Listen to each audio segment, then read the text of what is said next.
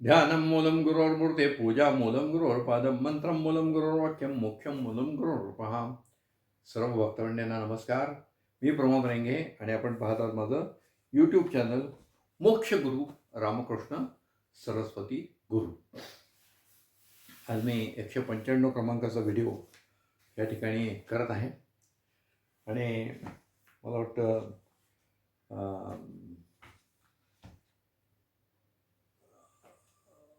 192 क्रमांकाचा जो व्हिडिओ आहे तो मी मला असं वाटतं आपले एक भक्त कारंजकर यांच्या अनुभवावर केलेला होता आणि कारंजकर यांनी ज्यांना करोना काळात जे काही अनुभव आले, त्यांच्या मुलाच्या फी भरताना त्यांची कशी दमछाक झाली आणि गुरुदेवांच्या कृपेमुळे ती सगळी आर्थिक व्यवस्था कशी झाली हे मी त्या ठिकाणी आपल्याला सांगितलं होतं. त्याच्याचबरोबर कारंजकर यांनी शेवटी असं सांगितलं आहे की आपल्या गुरुदेवांनी त्यांची प्रत्येक फोटोत एक हास्यमुद्रा असते आणि दोन्ही हात वर करून ते भक्तांना आशीर्वाद देत असतात. दोन्ही हात वर केले याचा अर्थ स्वतःकडे काही राखून ठेवलेलं नाही. आणि त्यांनी असं सांगितलं होतं की गुरुदेवांनी जी काही तपश्चर्या त्यांच्या आयुष्यात केलेली आहे त्या तपश्चर्याचं जे सगळं फळ आहे ते त्यांनी भक्तांच्या ओटीत घातलेलं आहे. फार मोठा विचार कारंजकर यांनी मांडला होता आणि मलाही तो फार आवडला. काय झालं, हा व्हिडिओ केल्यानंतर आपला जो नवीन वर्षातला गुरुसेवेचा अंक आहे, श्री गुरुसेवा अंक 1 मे 26 ते 31 जुलै 26 हा मला एक 2-3 दिवसापूर्वी म्हणजे माझ्याकडे आला आणि मी त्याचा वर्गणीदार आहे, त्यामुळे तो माझ्याकडे आला आणि मी त्याच्यातला जो गुरुदेवांचं परमपूज्य गुरुदेवांचा आशीर्वाद 91 साली गाणगापूर येथे जो गुरुदेवांनी आशीर्वाद दिला तो मी वाचत होतो. आणि त्याच्यामध्ये गुरुदेवांनी एक असं सांगितलं आहे की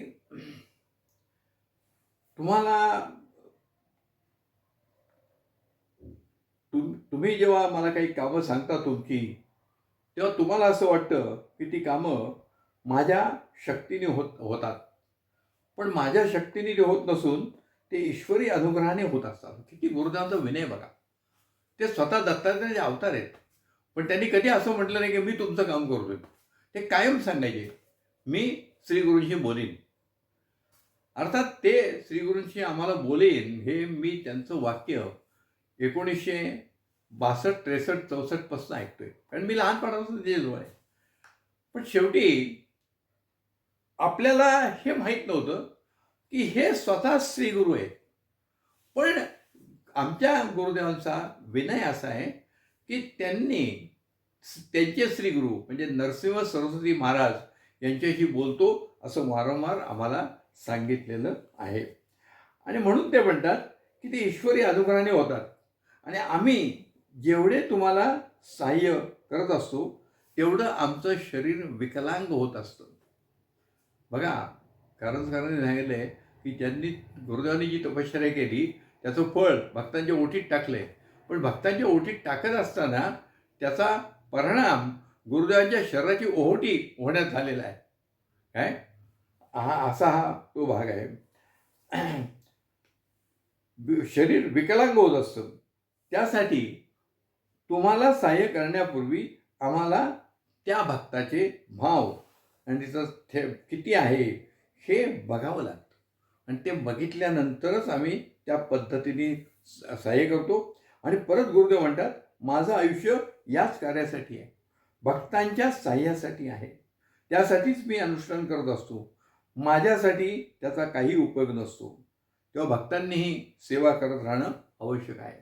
हे जे 4 ओळी गुरुदेवांनी त्या उपदेशात सांगितल्या आहेत ते वाचल्यानंतर कारंजकरांचा व्हिडिओ, कारंजकरांचा अनुभव आणि हे 4 ओळी गुरुदेवांच्या उपदेशातून वाचल्यानंतर माझ्या मनात थोडं क्लिक झालं आणि मला 18 ऑक्टोबर 1998 रोजी माझा आणि गुरुदेवांचा जो संवाद झाला त्याची आठवण आली. हा माझा स्वतःचा अनुभव आहे. आणि मला वाटतं त्यावेळेस माझी सरकारी नोकरीत मला थोडा त्रास होत होता, म्हणून मी सद्गुरूंना तो सांगितला होता आणि माझी बदली व्हावी अशी विनंती केली होती. सद्गुरूंना सांगितल्यानंतर मी मागे आपल्याला सांगितलं की माझी बदली अधिकाऱ्यांनी करावी म्हणून मी अधिकाऱ्यांना कधी भेटत नव्हतो. अधिकाऱ्यांकडे अर्ज पाठवला की काम भागायचं.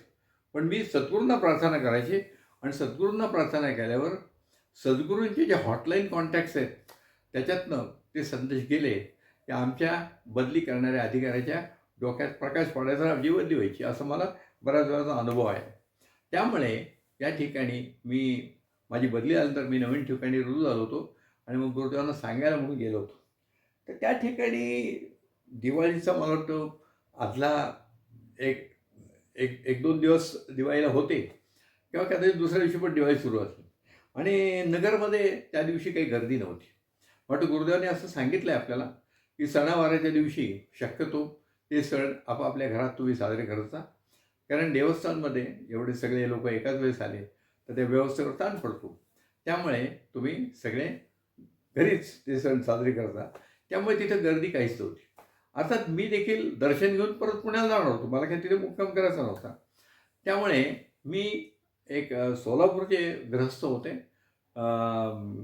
आयुर्वेदातले तज्ज्ञ, आणि मला वाटतं कुकडे, मला एक्झॅक्टली कुकड्यांचं नाव आठवत नाही फर्स्ट नेम, पण कुकडे त्या ठिकाणी होते. आम्ही दोघं-तिघंच होतो आणि खाली दत्तात्रय निवासातली जी गुरुदेवांची खोली व्यवस्था होती त्या खोलीमध्ये आम्ही बसलेलो होतो आणि मी गुरुदेवांच्या समोरच बसलेलो होतो आणि गेल्यानंतर दर्शन झालं, काय सगळं मी त्यांच्याशी बोललो आणि त्यानंतर माझं सहज त्यांच्या पायाकडे लक्ष गेलं आणि त्यांचा पाय हा बऱ्यापैकी एक वक्र झालेला होता. त्यामुळे गुरुदेवांना चालता येत नव्हतं. बऱ्याच वेळा गुरुदेवांना आपण त्या व्हीलचेअरमधनं त्यांना न्यावं लागायचं आणि ते सगळं पाहिल्यानंतर मला जरा, मी गुरुदेवांना म्हटलं की गुरुदेव, हे काय आहे?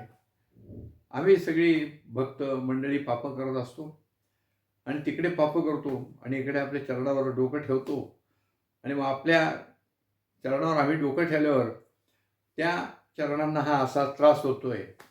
आणि कळत नकळत माझा आवाज गैरवरला होता आणि माझ्या डोळ्यातनं अश्रू येत होते. का मला, म्हणजे का माझ्याकडनं हा संवाद घडलाय मला माहीत नाही, पण त्यावेळेस ते अचानकपणे स्फुरलं मला. आणि मी असं म्हटल्यानंतर गुरुदेवांनी तेवढ्याच तातडीने मला उत्तर दिलं. ते म्हणले, अरे प्रमोद, तू एवढं आज माझ्याशी आपुलकीने बोलतोयस, तशी आपुलकी आता असणारे फार थोडे लोक आहेत, फार थोडे लोक आहेत. पण बाकी म्हणे सगळे मंडळी इथे येतात आणि मी म्हणजे डिमांड ड्राफ्ट आहे असं त्यांना वाटतं. त्यांनी मला त्यांच्या मागण्या सांगाव्यात आणि मी त्या पूर्ण कराव्यात, एवढीच सर्व लोकांची एक इच्छा असते. आणि कळत नकळत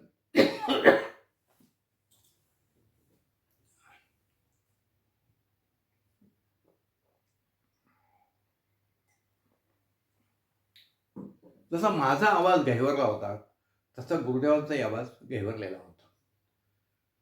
काय माहिती आहे का, मला त्यांनी लहानपणापासून बघितलं. म्हणजे मी त्यांच्या सावलीत वाढलो असं नेहमी आपल्याला वारंवार सांगतोय. तर मी माझ्या वयाच्या 10व्या-11व्या वर्षापासून त्यांच्या चरणाशी आहे. तर त्यामुळे एक आमचं जे काही एकमेकांच्या बद्दल प्रेम, आपुलकी निर्माण झाली होती ती होतीच. शिवाय गुरुदेव माझ्या घरी सतत 12 वर्ष मुक्कामाला येत होते. त्यामुळे आमचा सहवास फार होता आणि म्हणून त्यांनी हे वाक्य काढलं असेल. मग त्याच्यानंतर मला एवढंच म्हणले की अरे, माझी शरीर आता मला साथ देत नाही आहे. हे सगळे सेवेकरी दिवसातनं 3-3 वेळा मोठमोठ औषधं मला देतात. अरे म्हणे माझं शरीर म्हणजे काय केमिस्टचं दुकान आहे का काय? त्यांना काय वाटतं काही कळत नाही प्रमोद मला म्हणे. अर्थात गुरुदेवाला तसं वाटणं स्वाभाविक होतं. पण औषधं घेण्यापासून पर्याय नव्हता. आणि जे सेवेकरी होते म्हणजे आता आपल्या अ, गुरुदेवांच्या हयातीत सर्व पंचेकरी मंडळी सेवा करायचे आणि या पंचेकरी एक 10-12 पंचेकरी ठरलेले होते आणि ते अत्यंत निष्ठावान आणि गुरुदेवांवर प्रेम असलेले हे सगळे पंचेकरी होते आणि ते मोठ्या प्रेमाने गुरुदेवांना ही औषधं देत असत. तर औषध घेणारा जो पेशंट असतो त्याला त्या औषधाचा कंटाळा येतो आणि तो ते कंटाळा करत असतो. आपण आपल्या घरात देखील आपल्याला हा अनुभव येतच असतो. पण औषध घेण्याला काही पर्याय नव्हता. त्यामुळे हे सगळं करत होते.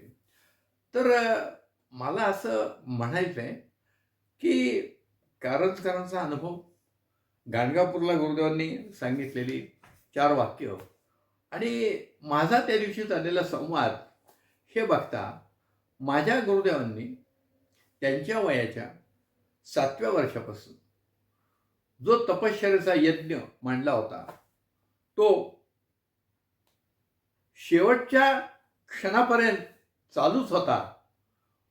पण तो आजही चालू आहे. आजही चालू आहे. आपल्या गुरुदेवांनी 1999 साली देह विसर्जित केलाय. पण आजही भक्तांना त्याच प्रकारचे अनुभव येत आहेत. गेले आता जवळजवळ 27 एक वर्ष होऊन गेलेले आहेत या गोष्टीला. आणि या 27 वर्षात गुरुदेवांचे आपल्याला हे अनुभव येतात. आपल्यामध्ये गुरुदेव नाहीत असं आपल्याला क्षणभरही वाटत नाही. रोज उठून त्यांच्या फोटोपुढे हजारो भक्त काही ना काहीतरी प्रार्थना करत असतात आणि त्या प्रार्थनेला सद्गुरूंकडनं रिस्पॉन्स मिळत असतो, सिग्नल मिळत असतो.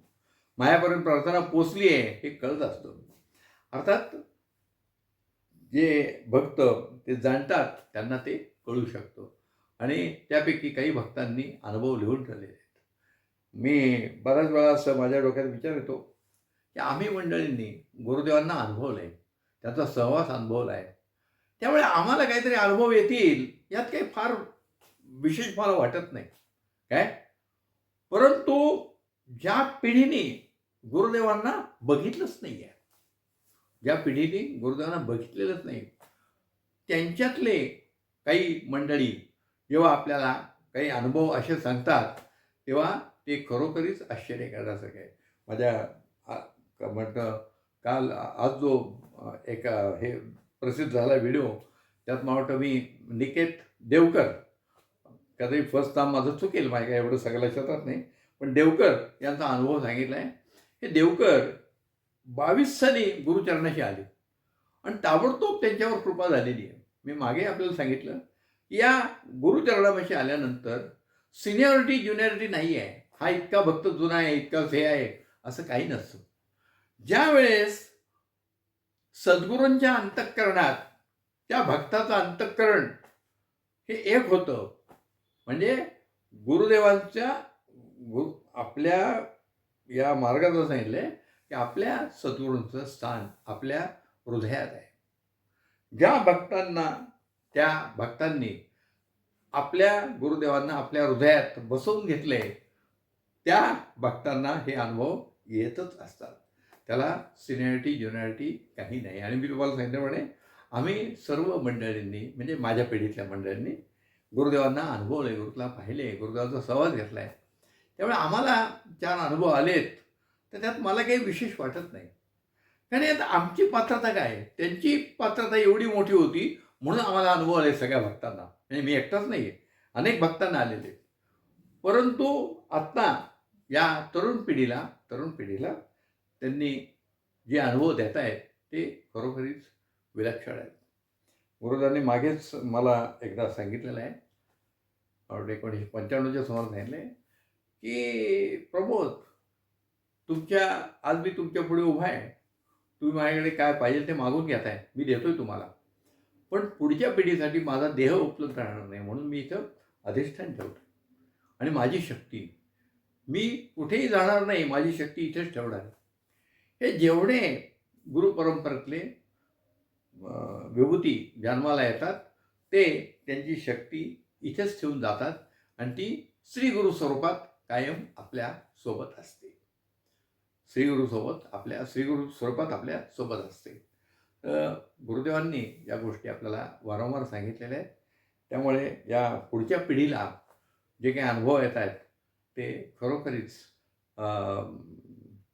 म्हणजे आपल्या गुरुदांच्या अधिकाराची आपल्याला कल्पना यावी, याकरता हे अनुभव आपण जाणून घेणं गरजेचं आहे. मला वाटतं या ठिकाणी आपण थांबूया. श्री गुरुदेव दत्त.